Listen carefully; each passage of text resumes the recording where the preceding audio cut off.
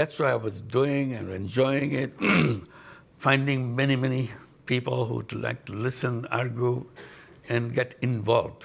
It's an action thing. It's not just academic discussions and leave it at that. So I was very happy with that. But then new incarnation comes. I have to head a government. Absolutely unheard of. I never thought about it. And I got into it. So today I came in that incarnation. But all right, I'll be free, I guess I'll be free to talk about other things too. Thank you. I'll stop here. Thank you. Thank you. So I think you are meeting the King Charles, on your, if you like, previous incarnation to do with the environment and microfinance, and you've met elements of the British government to do with your current role, which, as I said, we're going to start with, even though it is less, it brings us to the nitty-gritty of running a country, and we can go back to perhaps to some of the other themes and questions. But let me start with this question of the elections, which is controversial. You've said now a few days ago, okay, the next democratic elections are going to be in early April, but there's still a lot of controversy. The army and some politicians would like them by the end of this year. I believe you've banned the Awami League, the party of Sheikh Hasina, from contesting those elections, but it's one of the big parties. So already a big chorus of people saying these elections are not going to be free and fair. What do you say to that? Well, I keep saying that we will have the most beautiful election we ever had in our history. And the time is right. People are ready. When you have an election after many, many years, after 17 years, you are having first time a real election. Excitement in the country that we will really go and cast our vote. In this meantime, with the 17 years, imagine all the young people who are coming to that voting age. They are piling up. They never had the opportunity to cast their first vote yet. So excitement of these young people that I will decide who do I vote for. These boys, girls who waited and waited and waited. Their voice never counted like many other, the rest of the nation. So that excitement we want to use and create what we call a new Bangladesh. It's not just voting for routine voting for electing a new government. It's voting to create a new Bangladesh. What is this all about?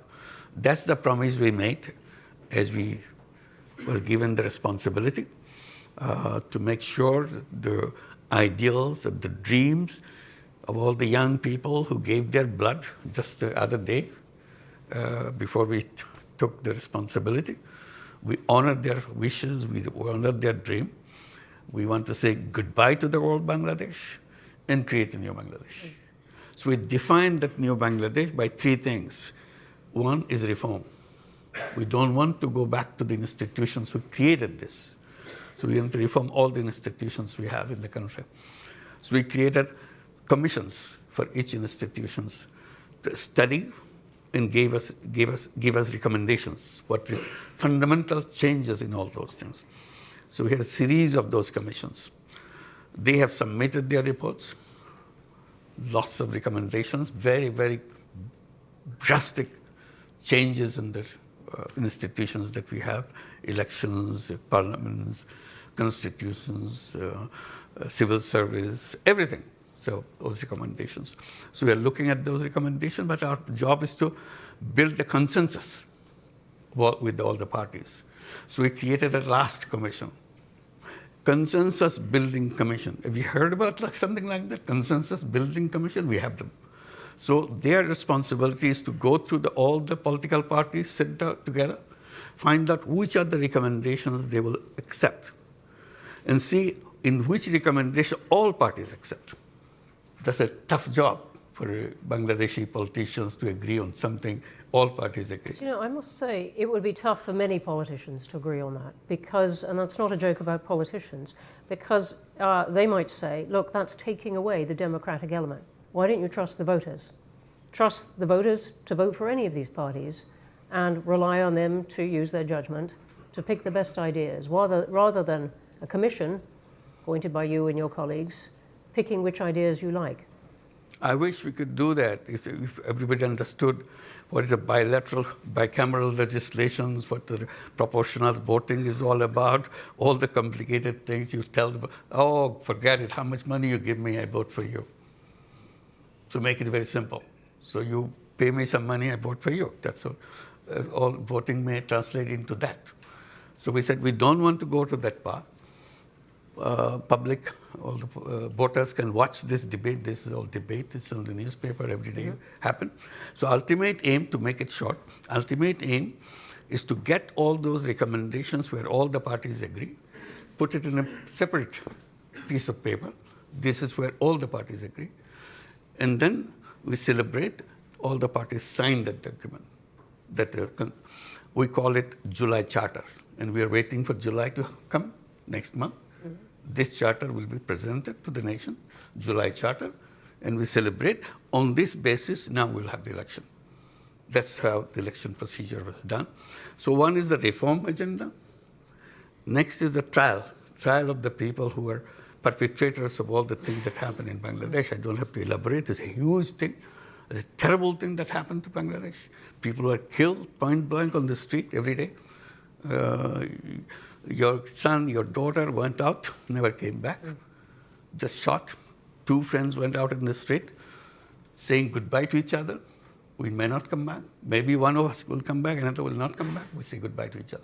Went out of the street. Either none of them came back or one of them came back. And that's the period we passed through. This is coming as almost a year now.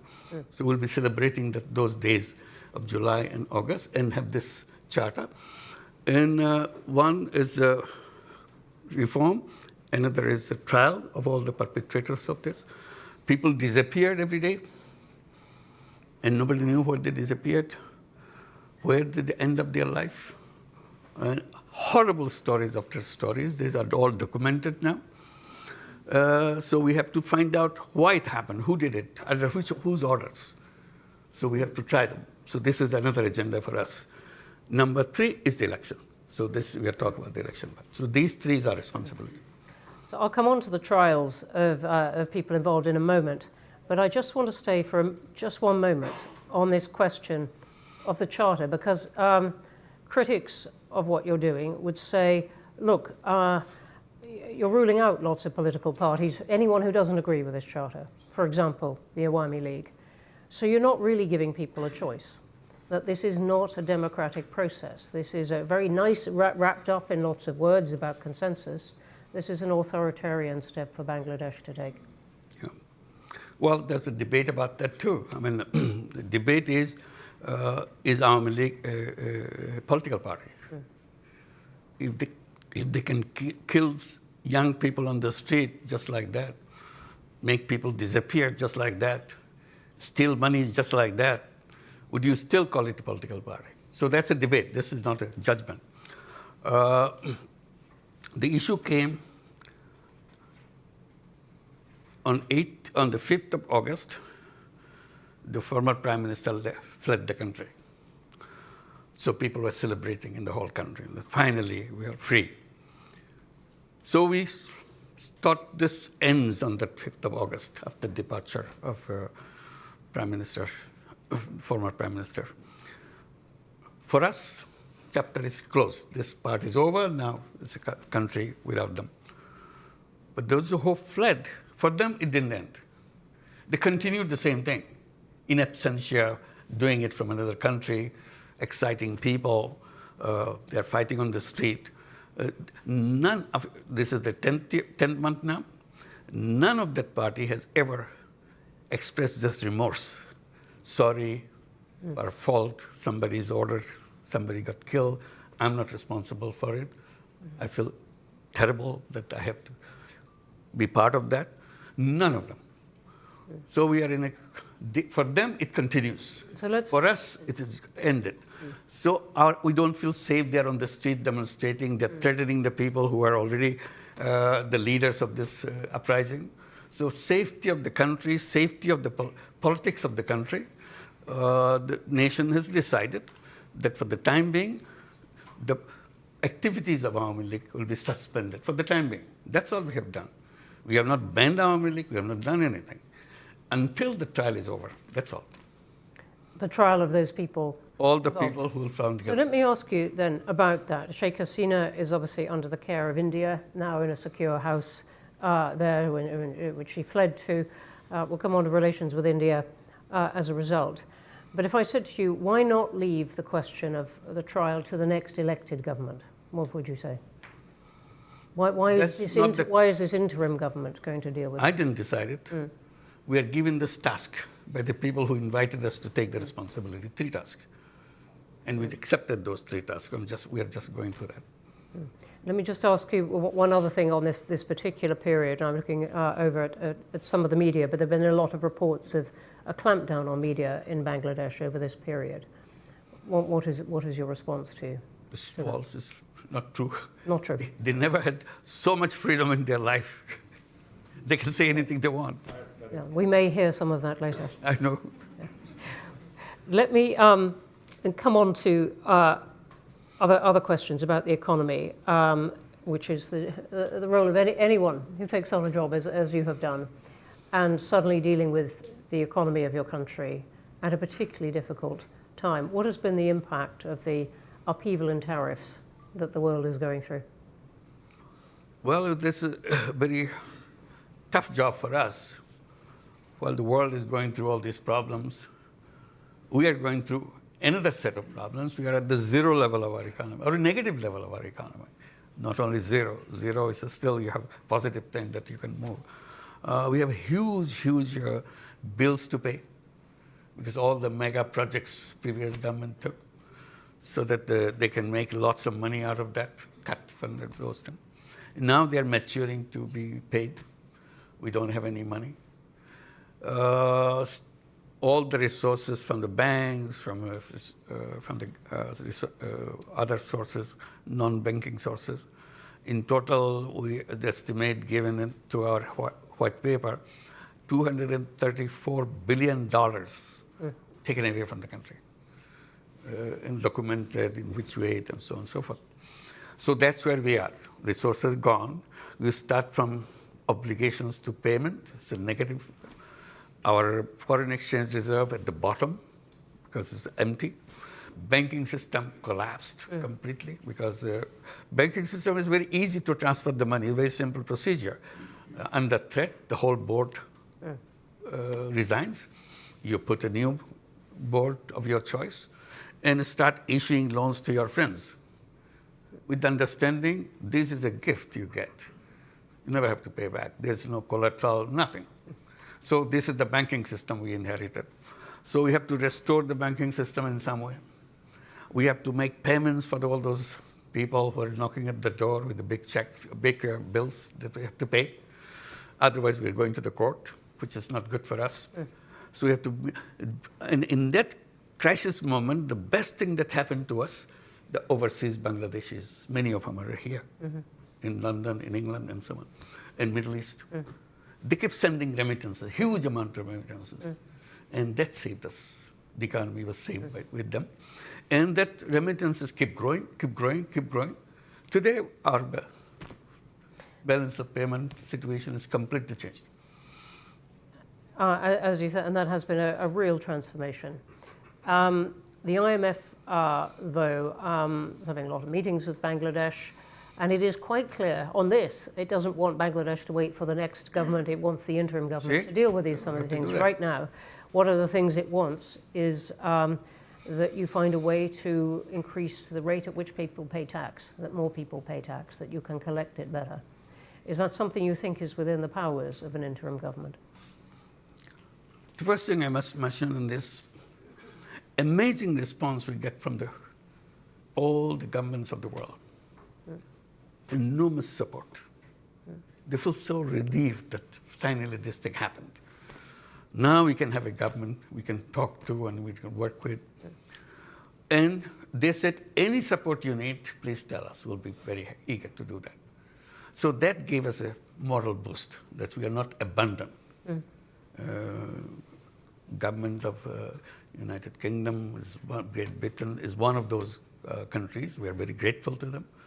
Like European Union, United States, Japan, China, you name it.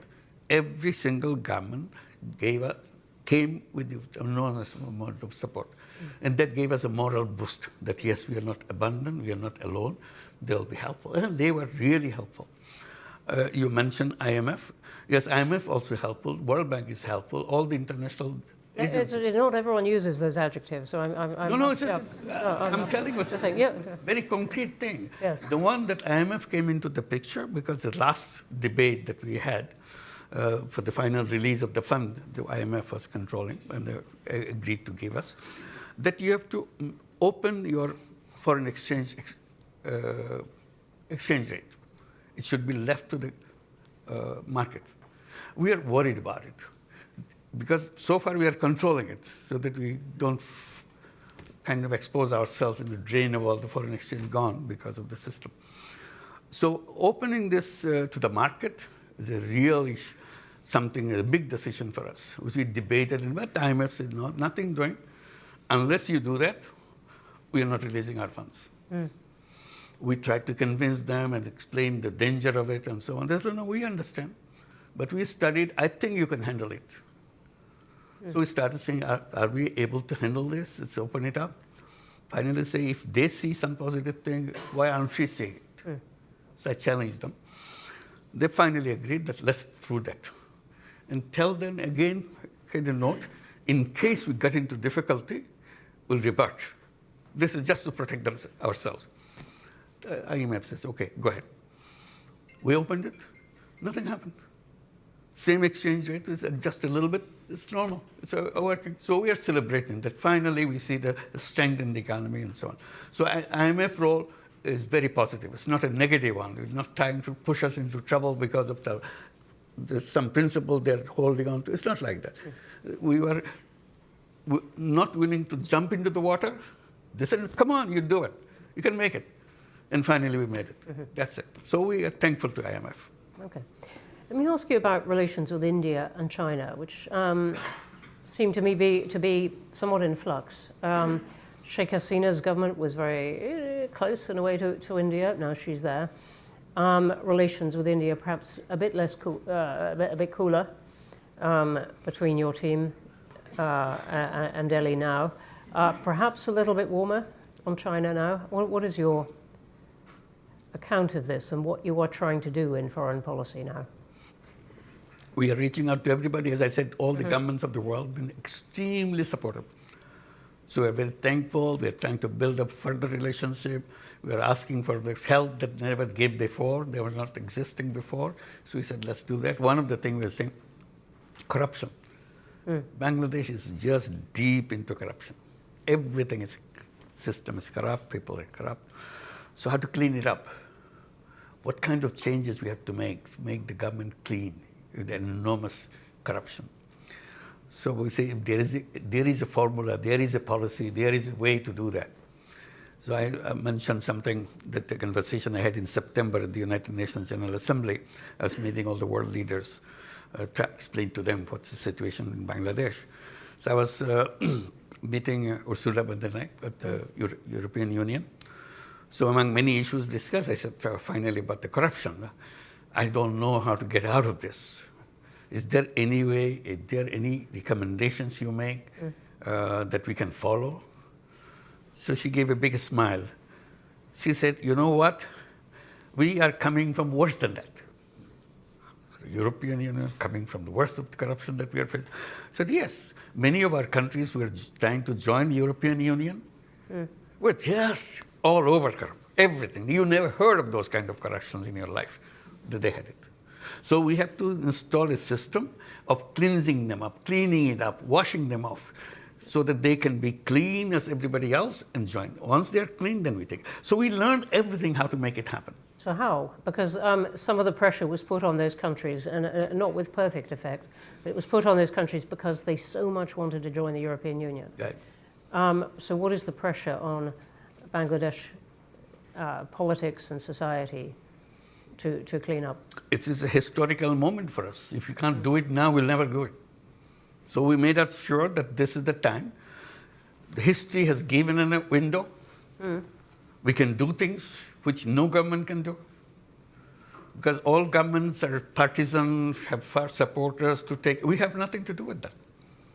We have nobody that I will be waiting for getting his vote for me to come back again. We are going. That's very clear. So we have the moral strength. As the interim government. Absolutely. Yeah. Interim government is a historical opportunity. It's an amazing opportunity. How in the short year, the 9-10 months that you've got, how are you going? And I'm interested. Chatham House has done a lot of work on corruption. Our most recent big project in Nigeria, but it's a problem that many countries have. I'm just interested in what you are trying to do. Just want to give one example. Yeah. You need a passport. You have to go to the passport office, apply, and somebody will show up. You applied for a passport. If you go this way, it will take years. You'll never get it. You make a deal with me, give me X amount of money. I'll deliver it at your home. The guy is a representative of the officer who issues the passport. So everything that you see outside, all the norms, rules, procedures, now implemented not by the government officials, by their representatives who split the money that they earn. So what we said, from now on, we'll deliver passport online. And people were very happy that, okay, you can issue passport online. They go there to get this or try it at home. It doesn't work. What happened? Server is down. Somebody's manipulating. It's really interesting. I mean, several countries are finding a way to use technology to cut out the person behind the desk. Very helpful. Yeah. So what we did, we started this, started creating some kiosks. Government Service Center. We don't say government. Bangladesh Service Center. Young guy with a computer sitting there, boy, girl, been trained to give all the services. This is all. We made all these months, we are preparing all the ministries, every service you got, whether you're paying taxes, or you're issuing driver's license, or you're issuing your renewal of your passport, whatever, or your land tax, which is absolutely complicated. They can make as complicated as they could. So now everything has to be delivered online. So we trained these young people, just started last month, this kiosk, and you come. There's a price list. If your passport, so many days, this month. It's so many days, and we deliver home. Or you give your message, you come and pick it up. That's it.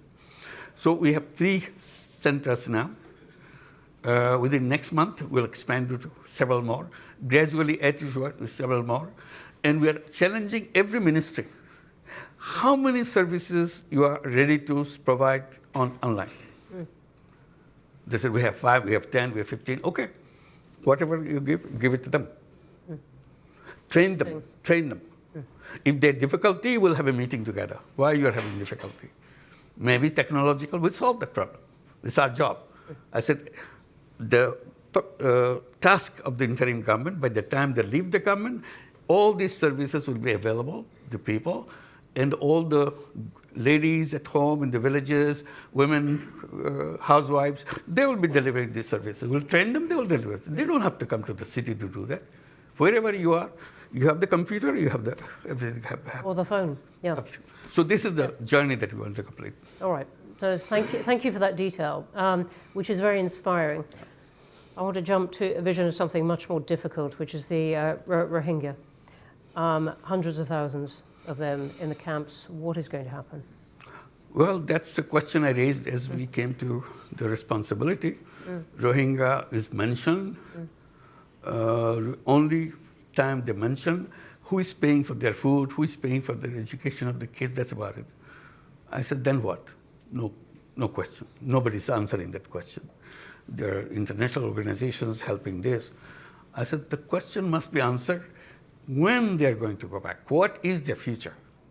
That question was never discussed. I said, I want to discuss that. I want to raise that. So we went to the United Nations General Assembly. I had a special meeting of all the donor countries who were helping the Rohingya issue. and raise this issue. Do you have a map, road map when they want to go back? Oh, no, we have not done that. I said, please do that. Because unless, even if it's a 10 years, 20 years now, have a date. And we know 1 year less now, another year gone, and we go there. So we are working very hard to make sure that we can repatriate those people to go back. In the meantime, we have problems. US government stopped all the money, USAID money. Absolutely. Suddenly disappeared. And what used to be $12 a month per person for food, suddenly that $12 disappeared. Somebody said, okay, we can accommodate for 2 months for $6 a month. I said, okay, $6 months. Now it's $3 a month. What do you do with $3 a month for a whole food for a family, for a person or something? So we're going through that process now. So organizing, again, going back to the world community, said, look, you asked us to host them. We are hosting them. But responsibility of maintaining them, you took yourself. So please don't create a problem. Who are you talking to in that? Who do you really have in your sights that you would like help from? There's a whole group of countries who are with us, who are connected with the Rohingya thing. We have meetings with them. Is the UK one of those? Of course, it's a very important one, not only one of those. The UK is a very important supporter of the whole thing, even now, in this crisis period. So we urge to have a global meeting of the Rohingyas on these issues and related issues in September this year at the United Nations. Have a separate UN General Assembly session on that, on the sideline of the General Assembly. Have that and discuss all these issues. This is one. In the meantime, political changes happening in Myanmar. Rakhine State is taken over by Arakan Army, which is all the hub of the Rohingya population. They have a new push of the Rohingyas pushing into Bangladesh. We started with 1.2 million Rohingyas. Now it's another 200,000 coming in from the other side because of the things are happening on the other side. So increase. And the most dangerous thing that I felt, and I started raising that, I said, when they came, Rohingyas came to Bangladesh, they came with their kids. They didn't leave their kids. Some of the 2-month-old, some of the 2 years old, some of the 5 years old. I said, 7 years are gone. The 5-year-old became 12-year-old, and so on. And each year, there are 35,000 children are born. So they are growing up too. So we have a whole new young generation coming up. And they have no hope. They don't know who they are, what they are supposed to be doing. It's a prison that they live in, but they have the computer, they have the mobile phone. They see everything in the world. So they see, what is our future? I said, these will be very angry young people growing up. How their anger will be expressed, we don't know. Whichever way it will be expressed, it will be a big explosion, I can assure you right now. Please help us. So that before that explosion point comes, we can take care of them. They're happy with their life. They're as creative, as talented, any of our kids. They are no different. But they are in a situation, they see the world outside on your mobile. We see their televisions are everywhere. But they don't see their life. They are in a prison. And why they are in prison? They have stories to listen to their mother, their father. No answer, why do we come back home? And that's a very important question to be answered for them. And your plan is still that eventually they go back home? That's the only way it can be solved. You're not going to integrate them into Bangladesh? It's impossible to do that. It's impossible. Why? So already the people who live around the camps, very hostile. Very simple reason. You get everything free. And we are struggling to make a life. And then you take our jobs, you take our food, you take away things from us. Why don't you go back to your country? Why are you interfering with our life? Those kind of things. Your children having a fun life, our children, no life. To them, it's a fun life because you're sitting there not playing games. It's a fun life. Our children is working hard, but no life. So that will spread. The moment you say that, you promise that they will go back. The government promised that they will go back, and they know that. Now, to say that they will stay with us, who are they? We are having difficulty now. You are putting them into us. No political government, no government will accept that. You've made the point very, very clearly. let's go to questions. There are going to be a lot of them because there are a lot online, I can see already. Well, a lot of Hands up everywhere. Who is speaking? me.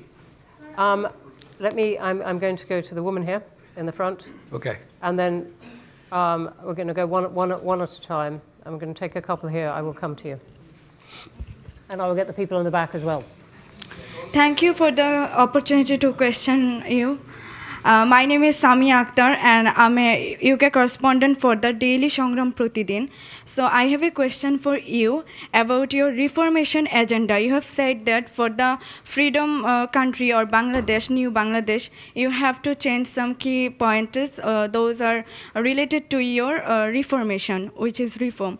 So now my question is to you that when you arrived at Dhaka airport on 8th of August 2024, you said that your main challenges is to bring all the people together. So whenever we see that the Bangladesh first president, Bangabandhu Sheikh Mujibur Rahman's, his house was demolished by over the 6 hours by Dhaka City Corporation bulldozer. So there we have seen that the administration was silent. So on this basis, you have you have made division by separating particular persons or their supporters. So on this basis, we can say that how you plan for reform Bangladesh or make unity, accept them, and are you an only advisor for the other half, excluding them particular parties or the persons? Okay. Thank you. Thank you very much indeed. That's a lot of, yeah, simple answer is lots of questions, lots of issues, all came at the same time. We couldn't handle everything right away. So it's a kind of period that we have gone through. Things have calmed down, come to order. Now we are dealing with it.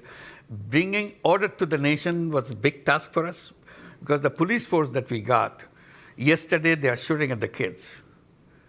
And today, suddenly they said, okay, clear the road, get out. Who are you? They want to beat you up because you killed my brother, you killed my son, you killed my sister. And now you're telling me to do what to do. So they're afraid to go to the road. So we had a deadlock situation. We didn't know how to handle those kind of things. So it took time. And luckily, I can report you, that has come down now. People are accepting the police, all the people that identified as the perpetrator of all the terrible things that happened to Bangladesh, taken out of the services, and they will be under trial. This is the trial becomes such an important thing. You know the person. It's not something some police, I know the guy who did that. It's in front of me, it's in my video. I can show you my video. The whole thing happened in Bangladesh with open videos everywhere. So all recorded. It's an amazing kind of uprising where every single event is recorded as it happened. Not one camera. Everybody has a camera. Everybody's taking it. It's all been assembled, it's identified, and we are trying to clean. We are not saying that we are a government that will solve all the problems. We are successes. We have now a police force which can bring law and order in the country and so on. So we are, and the unity of the political parties is a #1 goal for us. We have been sitting together. All this thing we're talking about creating a July charter, it's not an easy thing for all the parties to sit together and debate. But we're doing that. And I'm promising you here, and I hope I can deliver you in July. July is next month. That charter will be announced in the presence of all parties. That's the best unity you can get in any country after a revolution within a month, within a year. Okay. Thank you very much. Come, the front row here, the man next to you. It is so packed. Thank you, Chair. Would you like to say who you are, please? My name is Bulbul Hassan. I work for Channel S Television. I've got a very precise question. People in Bangladesh, a significant number of people in Bangladesh, apparently disillusioned with the conventional political system. So once the election is over, the democratically elected government takes over. Are you in a position, or do you have any desire to be a part of that government? No way. No way. Good one. Sorry. I think none of our cabinet members would like to do that, not only me. So our job is to make sure the transition is managed well and people are happy when we hand over power to the elected government. So we want to make sure election is right. That's a very critical factor for us. If the election is wrong, this thing will never be solved again. It will be very difficult. Thank you for the question and answer. Right, let me count last one in the front row here, and then I'm coming to the back, and over here. We've got good time. Not for everyone, but lots of time.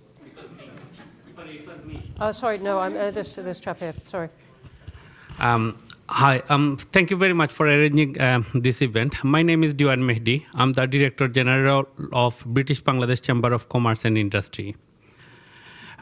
First of all, I would like to say thank you to you for taking the responsibility in a big chaos when the young generation was wanting for a big change. So you showed the courage, and we appreciate your time and patience. We had no other option. Therefore, Okay. My question is to you. We have seen a very surprising role played by India.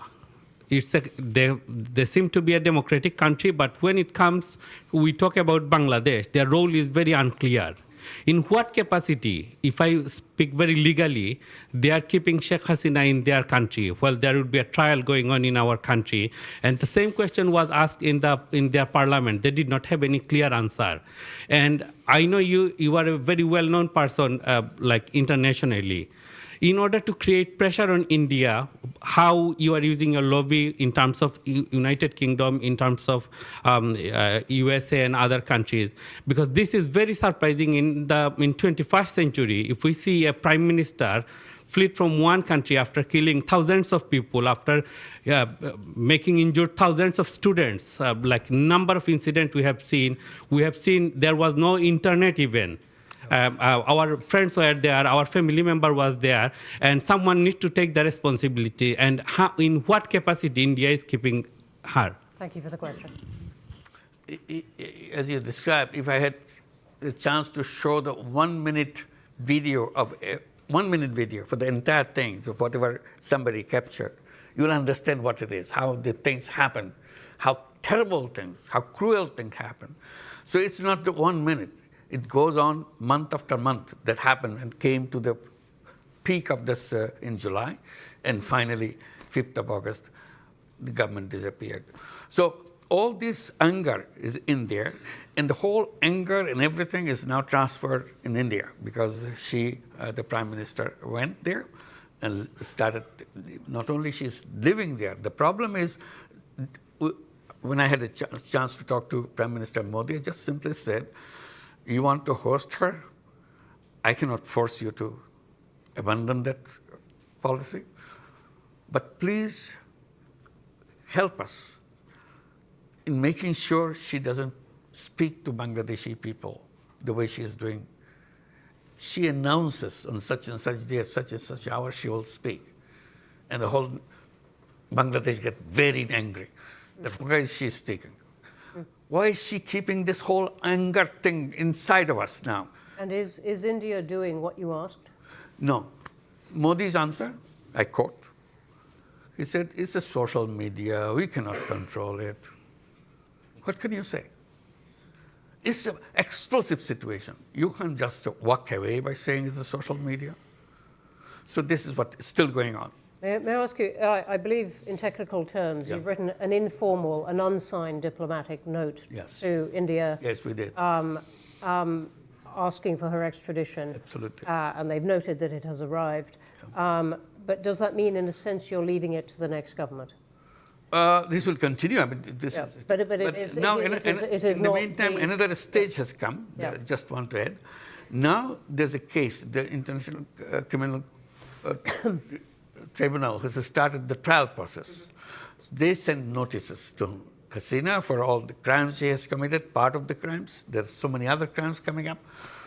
So they have to respond to that notice. This is a legal notice now. So we have to go to the Interpol and all the other things that happen through that. This is the process that we are following. We want it to be very legal, very proper. We don't want to make sure that we do something out of anger or something. We want to build the best of relationship with India. It's our neighbor. We don't want to have any kind of basic problem with them. But somehow things go wrong every time because of all the fake news coming from the Indian press. And many people say it has connections with the policymakers on the top and so on. So this is what makes Bangladesh very jittery, very, very angry. We try to get over this anger, but the whole barrage of things keep happening on the cyberspace. We can't just get away from that. Even if I try to peaceful, suddenly they say something, do something, anger comes back. Okay. So this is our now big task to make sure that we can have at least a peaceful life to go on with our life, to create the life that we are dreaming about. Okay, thank you. I'm going to take two now who've been very energetic, right by the wall. Yep, you. And then I'm going to take the one who has been, yes, you, who is going like that. Right at the back. Yep, you. Pointing at your own head. Yep. Thank you, Professor Yunus. My name is Nazimuddin. I'm the chairman of Chattogram Samiti UK. I was born just 2 miles away from your birthplace. Okay. So with that disclaimer, I wanted to ask a question to you. Will you seize this opportunity, this moment, to break free from fascist structure and system, and then allow the people to vote for the reforms that you are taking and embed that reform into a constitution, and through referendum, allow people to vote for it? As far as I'm aware, about 20,000 comments that I read on social media, 95% people support your reforms. We don't want to be hostage to political parties.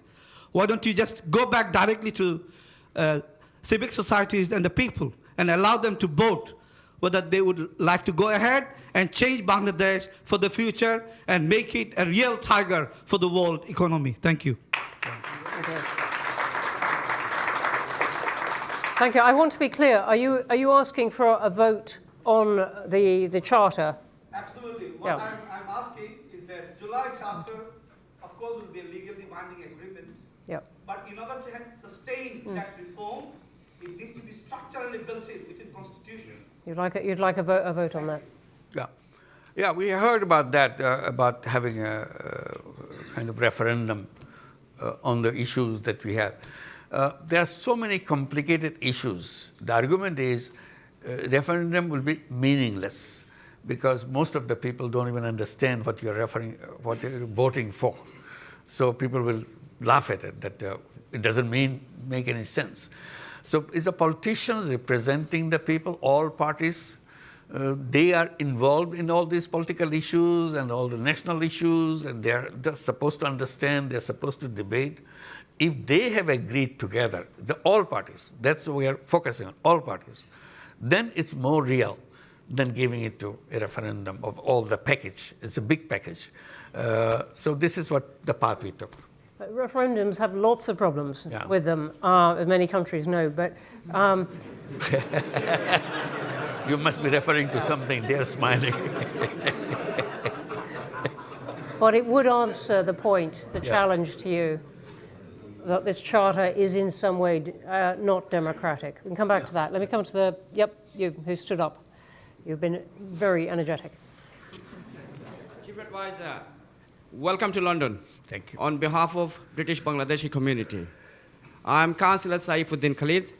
I'm also a practicing barrister, British Bangladeshi practicing barrister in London. I have two questions for you. How confident are you? Could you possibly have just one? There's very quick two questions. I'm not going to make a statement. How confident are you that the political and democratic organs will be well equipped to hold a general election, a credible election with level playing field by April 2026? We'll try our best. And secondly, British Bangladeshi community would like to have a meeting with you. Do you have a plan to meet British Bangladeshi community who are eagerly waiting to meet and have view exchange with you? Thank you, Chief Advisor. Thank you. Thank you very much for inviting. I wish we could, but our program makes such a packed program. We're rushing from one to the other. Thank you so much, but definitely we'll try to keep in touch. Thank you. We can take this as, Very kind of you. as part of the meeting. I'm going to the woman in a white shirt there. Sorry, I can't quite see. Yes. Thank you. Hello. Professor, Hi. my name is Dr. Zoe Mandage, and I'm very, very interested in Bangladesh and especially the young generation, the generation which stood up for justice. And this is a role model for all of us. My question is that with the new technology such as AI, what can be done? What is in your policies and support you're giving to that 10 million student who rose in terms of, having a hope for future, getting a foot place in the market, in the global market for future and for jobs? And there are obviously countries around you that are running special AI programs. Is there anything that we can do to help and support the students especially? Thank you. Definitely. Thank you. Thank you for your offer. It's a very important offer. We want to be supportive of the young people as much as we can. And I try to bring to the notice of the world and notice of people in Bangladesh. Bangladesh is a very unique country. It's the 8th most populous country in the world. Don't forget that. It's a huge number of people in that country, 180 million people, in a very tiny space. The most important part of that is not about the density of the population, is about the age of the population. Half the population of that 180 million, 90 million people, is under the age of 26 and younger. So this is a unique feature of Bangladesh, where many countries getting older and older, they don't have people to work in these countries. Bangladesh is getting younger and younger, and young population everywhere, and very talented young people, not just young people, very talented, very creative young people. I get goosebumps when I think about this. This is more than gold mine. You can do anything in the world with this young population, only if we can run our country right. Because this is needed not for Bangladesh, it's needed for the whole world. I was recently visiting Japan. Amazing thing, request they're making. Please send your young people to Japan. We want to take as many as you can send. So we signed 2 agreements in this trip to send 100,000 young people to go and work in Japan. And I said, please keep these doors open so that we can continue to bring young people from Bangladesh, boys and girls, not just boys and girls, to come to Japan and do everything that you need to do, because you don't have any population to run your factory, run your businesses, run your buses. Their buses are stopped. They have no driver. Their taxis don't function. There's no driver. Your businesses shut down because there's no people who run the business. Their agriculture stopped, abandoned, because nobody's there. Their machines are there, farmhouse is there, land is there, no people. I said, okay, we will be very happy to help you, to send our young people. They said, only thing you need to do, teach them how to speak Japanese. I said, we'll do that. We'll do that. There's a great We are a very answer. lucky country. That's what we say. We're a very lucky country to be so resourceful with human beings. Great. No, can I? I'm sorry. I'm going to come here to the front row. There's a storm of people with things to say. Thank you. Give me a chance. Assalamu alaikum, Dr. Muhammad Yunus. First time I met with him in France when Grameen Czech fair. Second time in 2099 when Bangladesh problem is arsenic. Yes. This time Dr. Yunus held one meeting in Paris. This time I was there. Third time I met with him in Spain. This is a wonderful history, but please could you get to the question? Thank you. Today I am, thank you for everybody to arrange this meeting about in Bangladesh situation. But I want one question. Dr. Yunus, please held the election upcoming 2026 you declare in April. We want to see for the foreign Bangladeshi people also, we have to give a right for vote. This is my... That's right. Thank you. Bye. That's our promise. We'll do that. Thank you. Okay, thank you. Sorry, I'm going to take the woman in the second row here. Yep. Thank you. My name's Halima Begum. I represent Oxfam, but mostly I'm here representing my mother, who cannot be here today, and it's an honor to be in this space with you today, Chief Advisor. My question is... Please give my salam to her. Thank you very much. She will be so pleased. The question really I have is how much security can you offer to the protection of women's rights and gender? Because often when we see challenges around democracy, it's women who are then exposed. And as we know, the rollback of gender is quite a significant concern at the moment. Thank you. Thank you very much. There are not so many women We had in the this Women audience here Commission, today, so thank you for the question. Very bold recommendations. Women are outspoken. There are many members in our cabinet represent them, women cabinet members. So the status-wise, we are doing the best possible way. We are not perfect. Definitely Bangladesh has lots of difficulties in getting all the rights established in an open and fair way. But government is committed to establish them. That's all we can assure you. Thank you. Thank you. And the woman here in green on the aisle. No, sorry. I'm so sorry. It was a very good beginning. Let me see if we can get you in. Let me see if we can get you in as well. Thank you very much. Thank you. It's working. It's on. Your Excellency, welcome to London. My name is Zamira Konopianova. I work for Chevron. So we are one of your largest investors. We've been partnering with your country for over 30 years. My question is, what actions your government is taking to attract foreign direct investments into Bangladesh and specifically into the energy sector? Thank you. We are very, very active on that. We have been holding summits of investors, and Chevron is a participant on that. We're inviting many other companies to come and invest. And we are promising them something very important, that you don't have to come and invest here just to sell your things to Bangladesh. Bangladesh is offering itself to be the production hub for the world, not just for Bangladesh. So we provide young people that are ready to work for you, and we provide all other facilities so that you can plug and play situation. You bring your factory, produce it, and sell it to the world. In return, also, we are promising that we will build our port facilities in a world-class way so that you don't have any difficulty in bringing things to Bangladesh and sending out your products that you have produced here. So that's how we are bringing the investors, not only for Bangladesh, we also keep reminding them, you have a big market right here, not just Bangladesh.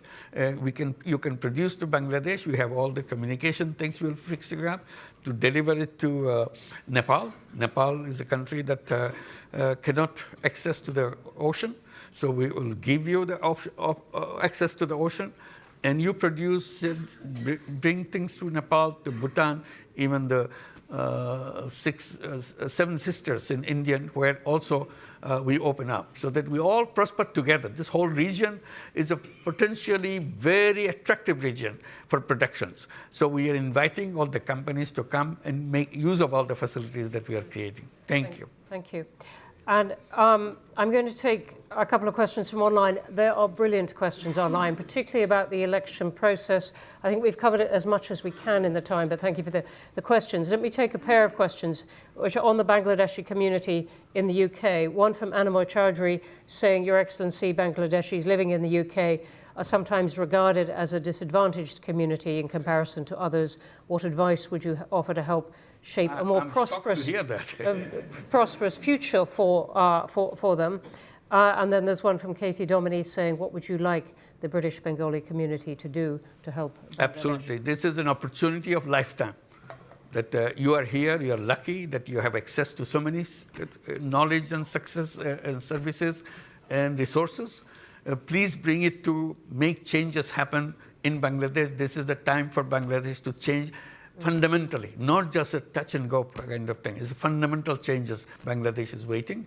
One of the things we're encouraging to build up apps so that you can tell us who is willing to do what kind of facilities, what kind of knowledge, what kind of ideas that you can share with us so that you can come and help us to build the country that we are all trying to help transform itself in the quickest way possible. The potential is there. Simply connections with the people. You're here is a tremendous resource for us. Here in the USA, in Japan, in many other countries, the Bangladeshi community, very resourceful community, and we'll be very happy to have your support and your work. Thank you. On that note, we are going to have to stop. I am so sorry. There are so many questions up. Thank you. Thank you. Thank you.